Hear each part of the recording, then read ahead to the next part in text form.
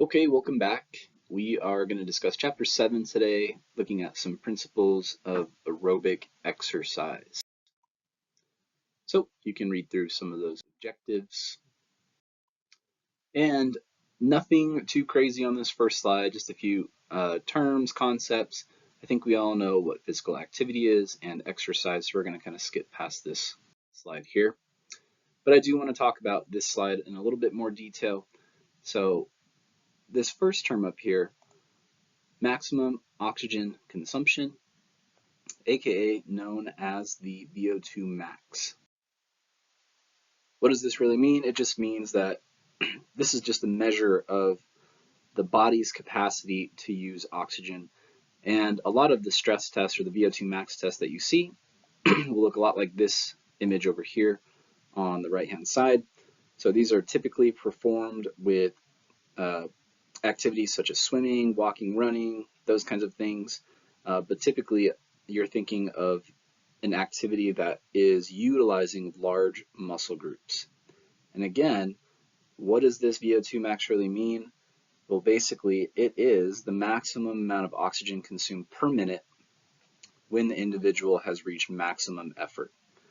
So there are tons of norms for VO2 max based on gender and age, and I don't have those stats here, but you can definitely look those up. And it's hard to get in and do an actual VO2 max test. I'm sure some of you have maybe done that in the past, but we don't have the capabilities to do anything like that here on our campus. And how does that relate to endurance?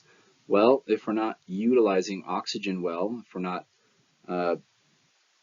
consuming enough oxygen, then our endurance is going to be significantly hindered. So endurance, we talked about it in the sense of muscular endurance in our previous lecture. This is more along the lines of cardiovascular endurance, but it also can relate to muscular endurance. Our muscles need oxygen, our lungs need oxygen, everything needs oxygen. So it's a very important statistic, not something that we typically get from our patients or for our patients, but you'll notice somebody who has poor endurance, either cardiovascular-wise or muscular-wise, during a therapy session. Okay, so some of the other key concepts and terms: aerobic exercise. So basically increasing oxidative enzyme, mitochondrial density, and capillary supply are the benefits of aerobic exercise training. And when we're talking about, adaptations to these different activities that we're performing endurance-based, it takes about 10 to 12 weeks to really see any significant changes.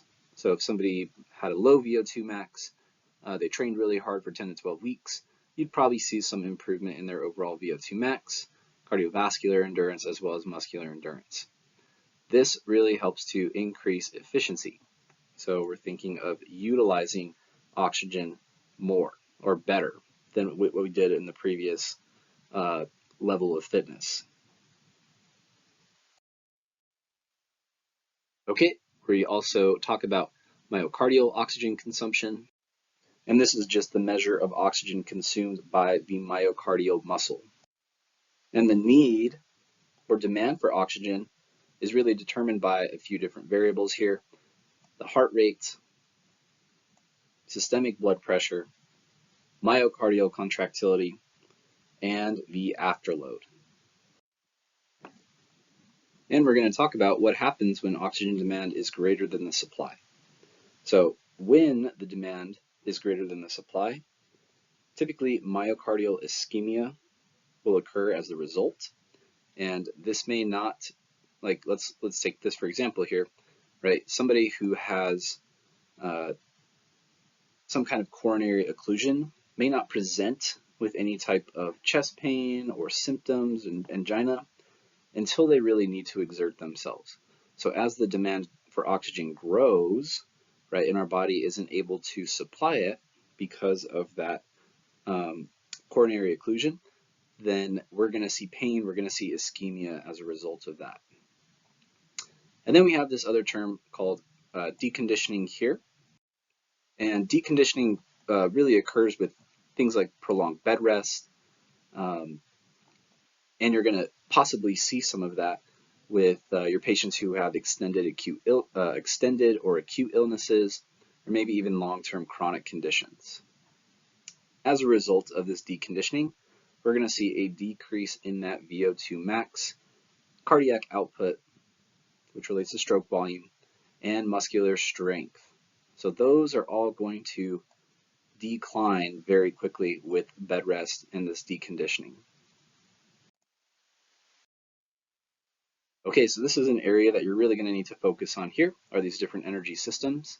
And in your handout, I have linked a video for you to watch, just kind of describing these three energy systems that we use for aerobic training and anaerobic training.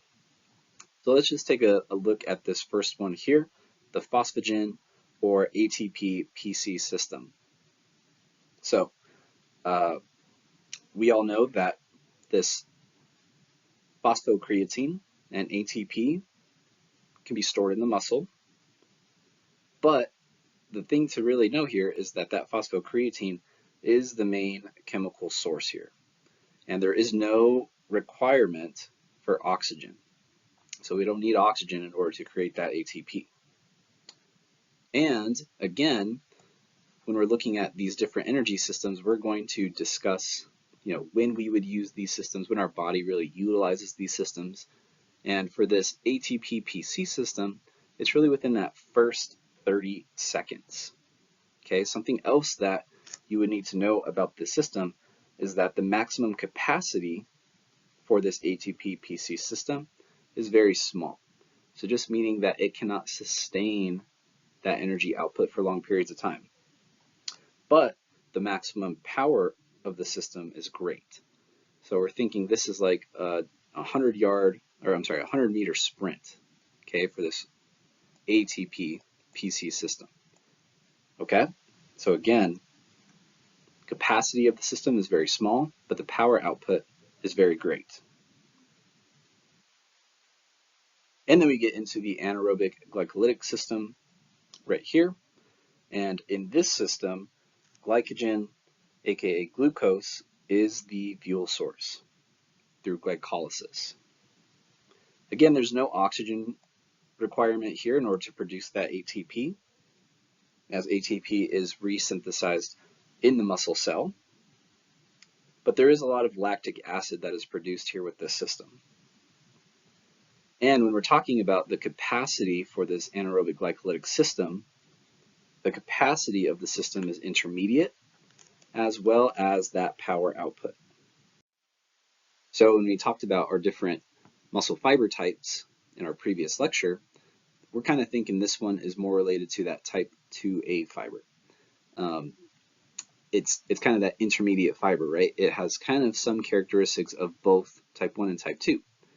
So this one is going to be more, those fibers are more resistant to fatigue, right? So we can see here that this system is really taxed during that, after 30 seconds, really to that 90th second, right before we hit a 2-minute mark. So again, the capacity of this system is intermediate, and the maximum power of the system is also intermediate. And then we get to our aerobic system here. So the aerobic system utilizes a lot of different fuel sources. Okay, so we're thinking glycogen, kind of like the anaerobic glycolytic system. Fats and proteins are all sources of fuel during this aerobic system. For this one, oxygen is required, so we use the term aerobic. Okay, so we need oxygen in order to synthesize that ATP, and instead of being resynthesized in the muscle cell, like we saw with the anaerobic glycolytic system, this ATP is resynthesized in the mitochondria of the muscle cell. And again, whenever we're utilizing this energy system, we're thinking this is after that second minute. So this is when we start to kick in using all of these different fuel sources, is right after that second minute of effort. So really need to know these ones. Star this slide. There's going to be some quiz questions over this. And perfect lead in to our different fiber types again here. So let's look at this type 1 muscle fiber first.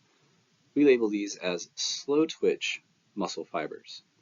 and they're characterized by a slow contractile response and are very rich in myoglobin and mitochondria, which leads to a high oxidative capacity, but a low anaerobic capacity.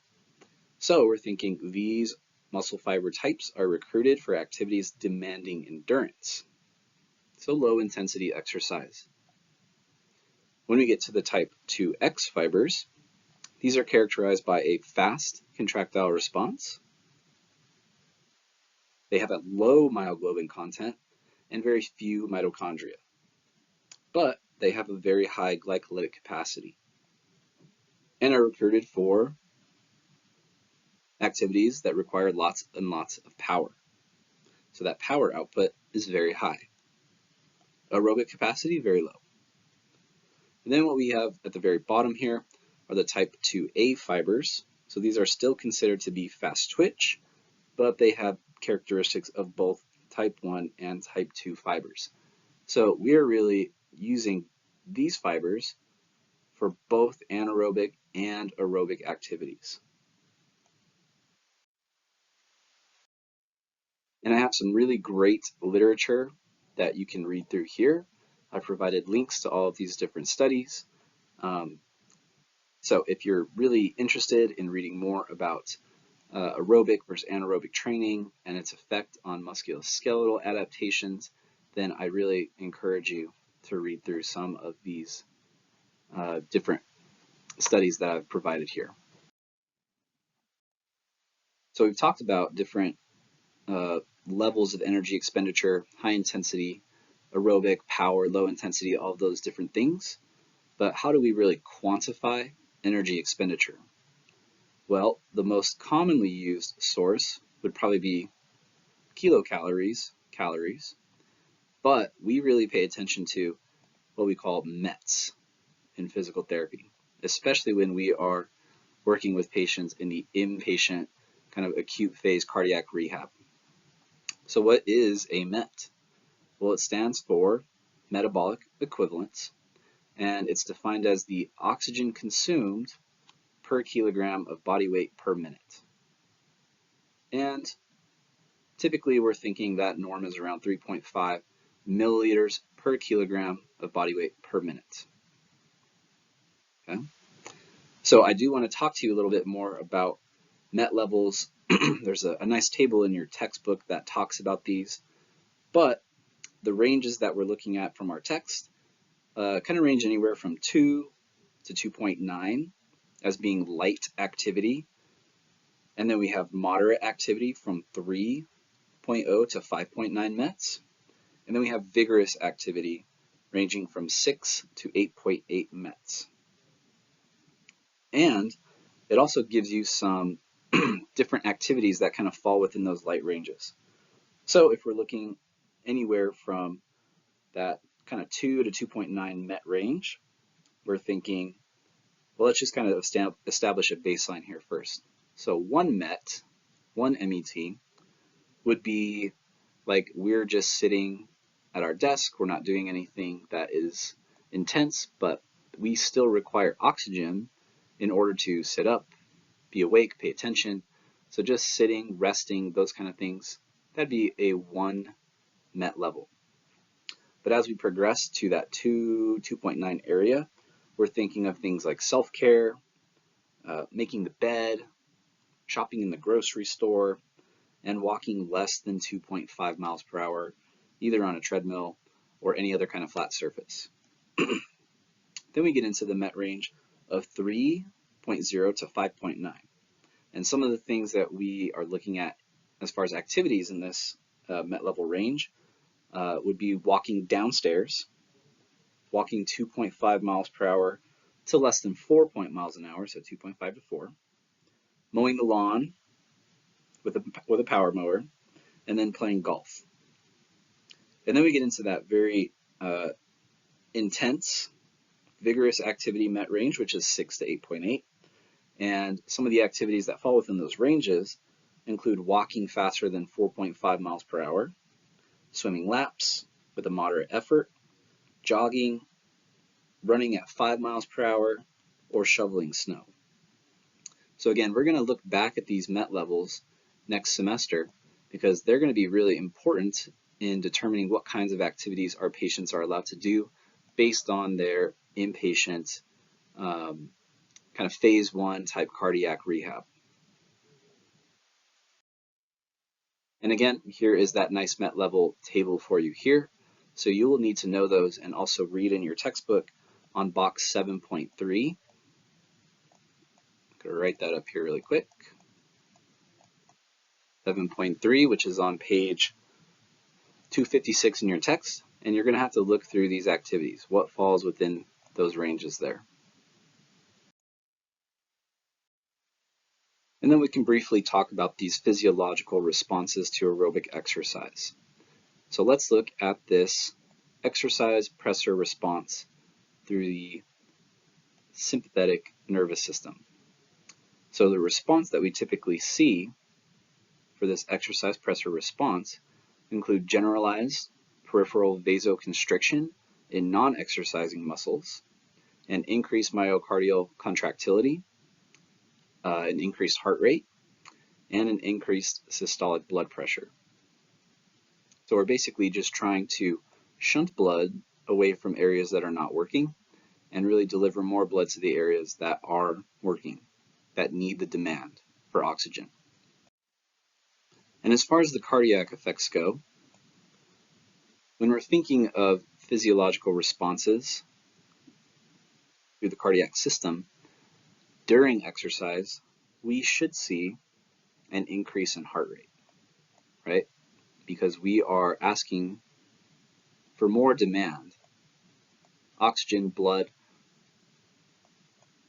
which our heart has to respond to.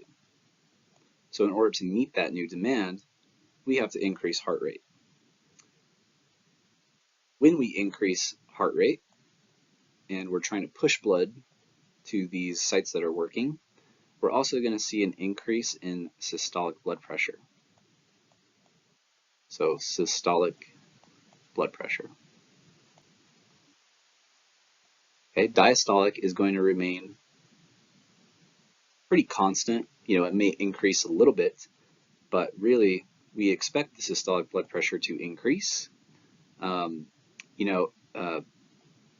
line with how hard we are working, but we really don't expect that diastolic blood pressure to increase very much.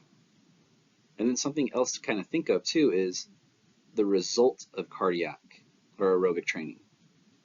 So as we continue to train, we see that 10 to 12 weeks go by, we will typically see a lower resting heart rate because our heart is becoming more efficient with its contractility. It's not having to work as hard to supply those areas with blood and oxygen. And we would typically see a decrease in the systolic blood pressure and probably diastolic as well. So it's important to know the differences between when you are exercising, what is the response, versus after training of 8 to 10 weeks, what would you expect to happen? Okay. And a lot of these peripheral effects I've kind of already mentioned. So there's going to be a net reduction in total peripheral resistance. So again, shunting blood away from those areas of the body that are not working during those activities. And we're thinking we're even shunting them away from certain organs like the kidneys, liver, muscles, spleen. They don't need as much demand as the muscles that are working. So we'll see a total peripheral resistance reduction. We are going to see an increase in cardiac output and again an increase in systolic blood pressure. Okay, so let's keep talking about these physiological responses, but now let's look at this respiratory response to exercise. So even before we start our aerobic exercise, we start to see that gas exchange between oxygen and carbon dioxide increase across that alveolar capillary membrane by the first or second breath. And really what this means is that we get to uh, we get more oxygen, we're extracting more oxygen from the arterial blood, which results in an increase in venous PCO2.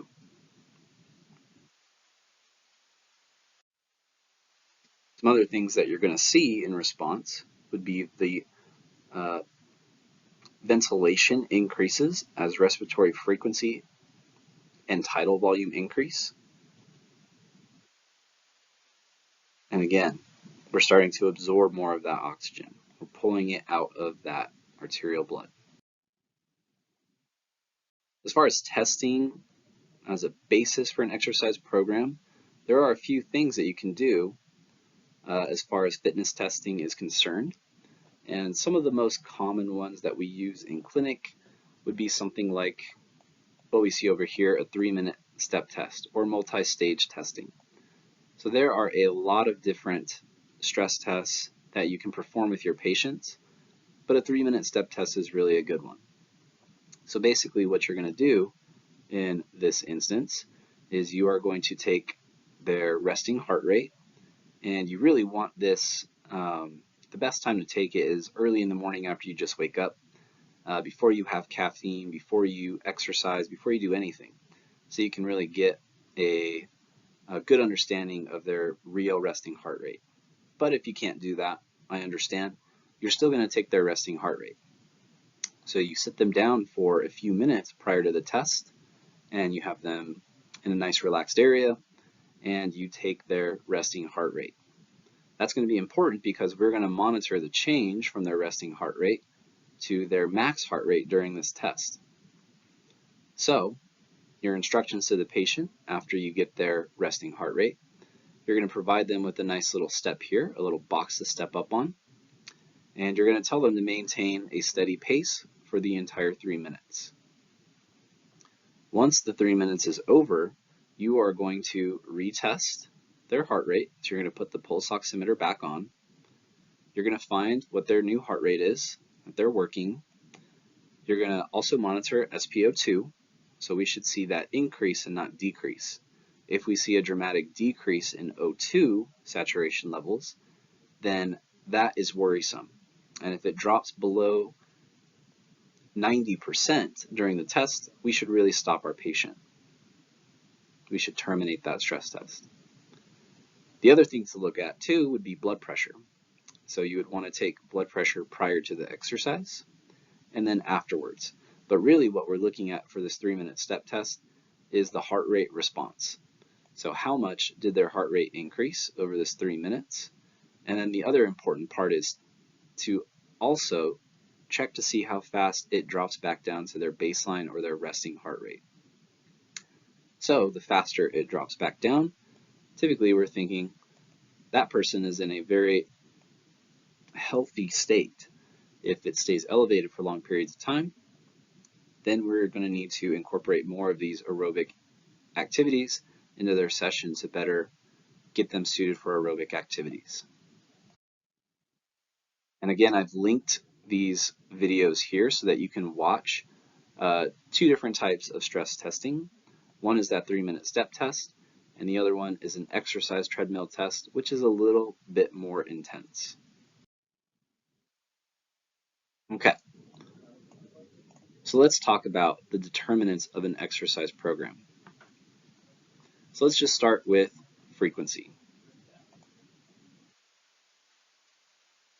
So frequency for an aerobic program, we should be at least hitting 3 times a week, but our goal is 3 to 5 times a week. As far as the intensity goes, we're looking at 70% of max heart rate for young, healthy adults, somebody who's really well conditioned. For our deconditioned individuals, we really want to start out at about 40 to 50% of their max heart rate as kind of a standard that we shouldn't really exceed. Okay, so this is going to be really important. You have to know the norms here for intensity for normal conditioned individuals and for deconditioned. As far as the time goes, suggested 20 to 30 minutes per session, and we can always increase or decrease that based on patient response. The type would be to incorporate large muscle groups. So we know that these large muscle groups are going to demand the most oxygen. So utilizing muscles like the quadriceps, the glutes, the gastroc and the soleus, all of those lower extremity muscles are going to be really important because they're going to demand large amounts of oxygen. And in order for us to really get more efficient, we need to overload the system, kind of like what we talked about with the overload principle for muscle strengthening. We have to do something similar here. We just have to be a little bit more cautious of those who are deconditioned. As far as the volume goes, what's recommended is greater than 500 METs and up to 1,000 MET minutes per week. So it's really easy to track this if you are utilizing aerobic equipment, such as a treadmill, such as a recumbent bike, but something that would help even more is to have a heart rate monitor on that person. And then as far as progression goes, this is what we really want to see whenever we're making it more challenging for our patients. So the first thing that we're going to progress is the time. So maybe they were only doing 10 minutes initially. Well, instead of increasing the intensity of the exercise, like having them walk uphill, maybe we just have them go for 15 minutes and then 20 minutes. The next progression would be frequency. So moving from 1 to 2 times per week to 3 to 4 times per week. And then the last thing you're going to want to progress is the intensity of this exercise. So this is going to be important to know too for exercise progression, because we don't want to just automatically jump from here to there. Okay, we don't want to increase the intensity too much before we manipulate time and the frequency. Okay, so how do we even understand, how do we even get to that 70%? How do we know we're in that 70% range? How do we know if we're in that 40 to 50% range for deconditioned individuals? How do we know that? Well, we can just guess, but that wouldn't be a very good objective measure for us. So we can use a few of these equations here. So if we don't know somebody's maximum heart rate, then we can use this formula, 220 minus the patient's age, to get an estimated maximum heart rate. Okay, and then once we have that maximum heart rate, we also need to find the resting heart rate. So a lot like what I told you prior to the initiation of a stress test, you can find somebody's resting heart rate just by applying a pulse oximeter. Maybe they use one of the smart watches and they sleep with it to track their sleep score and those kind of things. That will also track their resting heart rate. So either way, you can find the resting heart rate using a few different methods. Once you have the max heart rate and the resting heart rate, we can then plug it into what we call Carvonen's formula.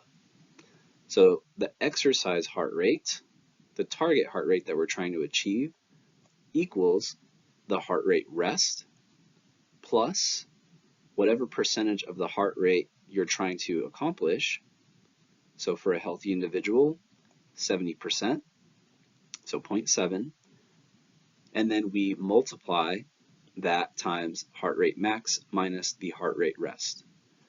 So you will be able to use a calculator for any exam or quiz to find this exercise or this target heart rate here. Okay? And I have an example. If you're just listening to this and not watching the video, maybe I can just kind of walk you through it a little bit here. I'll do my best. So let me get all the way down here.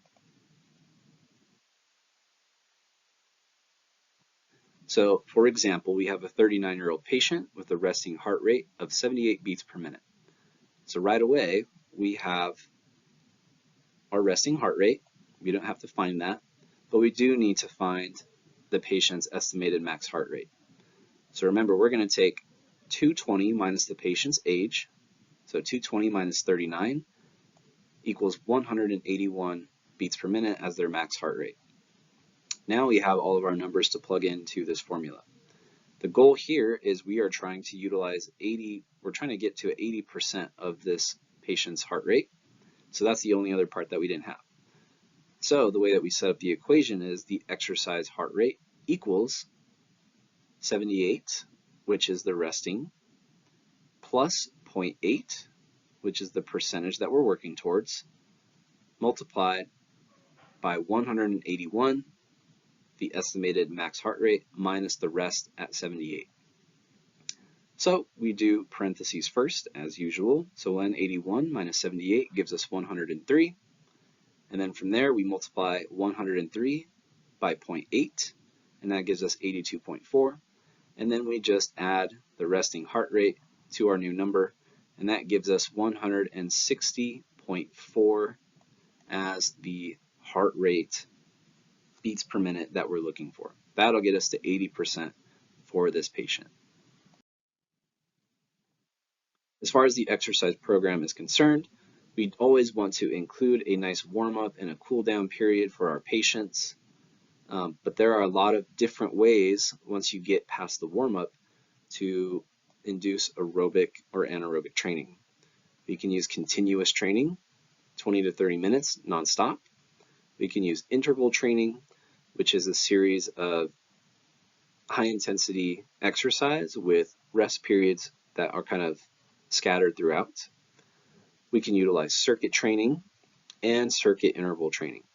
In circuit training, we're just moving from one exercise to the next, again, trying to utilize large muscle groups, but instead of performing 3 sets of 10 for just leg extensions before you move on, you may just do 1 set of 10 of leg extensions, and then your next exercise will be 1 set of 10 for hamstrings curls, and then so on and so on. Okay, we're going to skip past this because we've talked about this a little bit already. And then how are we going to apply these principles of aerobic training in a program for our patients? Well, when we get into semester 4, we're going to really look at inpatient cardiac rehab in more detail, but we're thinking that we're going to really utilize this phase for patients who have suffered a myocardial infarction, a valve replacement, coronary bypass surgery. This inpatient cardiac rehab typically only lasts for about 3 to 5 days if we're seeing good progressions from our patient. And then they're going to get sent to an outpatient program. And remember, just when we're using this, when we're in this inpatient rehab phase, we're really utilizing these MET ranges to determine their output. Okay, so we're looking at the intensity of the exercise and we're using METs to gauge that. When outpatient comes around, this typically lasts from about weeks 1 to 3 after discharge from the hospital. And we're going to progressively overload the aerobic system, progressively overload muscle endurance and those kinds of activities. But again, we're going to come back and talk about this, and we're going to look at some protocols for inpatient cardiac rehab when we get to therapeutic exercise 2.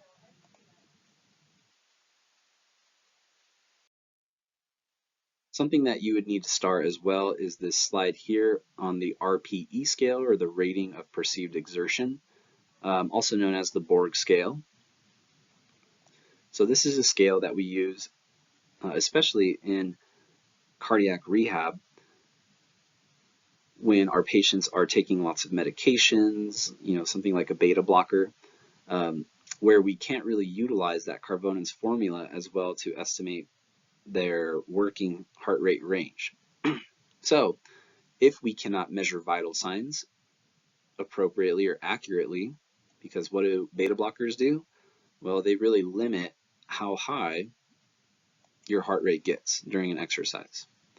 So if we can't use those vital signs to determine how hard our patient's working, or if we can't tell if they're in that 40 to 50% range, then we have to use something else. So we're going to use this Borg scale to kind of help us out. So this scale ranges from 6 all the way to 20. Okay? And it goes from minimum effort to all-out sprint, max exercise. And the range that we really want to kind of hang out in is about 13 to 15 or 16, okay? And just remember, when we're looking at this Borg scale, you're going to ask your patient on this scale, how hard do you think you're working? So just to kind of read off all of these for you if you're just listening, 6 to 9 is minimum effort, a level 10 is light and easy, 11 and 12 is a comfortable pace, 13 is comfortable with some effort, 14 to 15 is a progressive pace, can't hold a conversation, or I'm sorry, still able to hold a conversation. 16, hard activity, there's labored breathing. It can be uncomfortable but sustainable for about 30 or 60 minutes. And then once we get above 16, we get into vigorous activity. The patient can speak in short sequences but becomes uncomfortable quickly. 18, hard intensity, requires focus to maintain, hard to say more than 2 to 3 words. 19, very hard intensity, hard to speak, labored breathing after a few seconds, good for about 1 minute intervals. And then number 20, again, is that all-out sprint. Max possible effort, it's only sustainable for about 20 to 30 seconds. So last time here, right, we're going to stay within that 13 to 16 range. And let's say our patient states that they are at a 16, okay? We can use this Borg scale to kind of estimate where their heart rate is. And again, this isn't by any means scientific, we're just trying to get an estimate. But we're going to take that number 16 and we're going to multiply by a factor of 10, which would give us 160 beats per minute. And for most of us, we're going to be working really hard at 160 beats per minute. Okay, somebody who's very conditioned, runs marathons, sprinter, they may not be that tired or feel like they're exerting much effort at that range, but we're thinking physical therapy here, especially cardiac patients. So you will need to know this RPE scale and always keep in mind what medications is the patient on. Is this going to affect my vital sign readings? If so, then you're going to have to use a different type of scale. Okay, so looking at deconditioning, we kind of already mentioned this, but some of the things that you're going to see include decreased cardiac output, decreased circulating blood volume, so you have to watch out for orthostatic hypotension. So especially with positional changes, your patient becomes a fall risk very quickly. So we're going to have to monitor that. Always provide a gait belt for your patients and guard them appropriately. There's also going to be a decrease in plasma and red blood cells, which increases the risk of an embolism. So that's an important part. We're also going to have to take into consideration with strength training this decrease in lean body mass. And then you will also see on their lab values an increased excretion of urinary calcium. So here are some of the common impairments for the deconditioned individual, and especially with chronic illness as well. So some of the things that you're going to have to pay attention to, but aren't uncommon, would be tachycardia, so decreased heart rate, dizziness and OH, like we just mentioned, increased susceptibility to embolic episodes, pneumonia, atelectasis, decrease in general muscle strength and shortness of breath with activities like stair climbing, and an overall decreased work capacity. So they're going to have a difficult time walking long distances. And remember what I told you earlier, you have to understand the response to aerobic training on the cardiac system. For somebody who's deconditioned, you're going to expect to see an increase in their heart rate because their heart is not as efficient as what the healthy person's would be.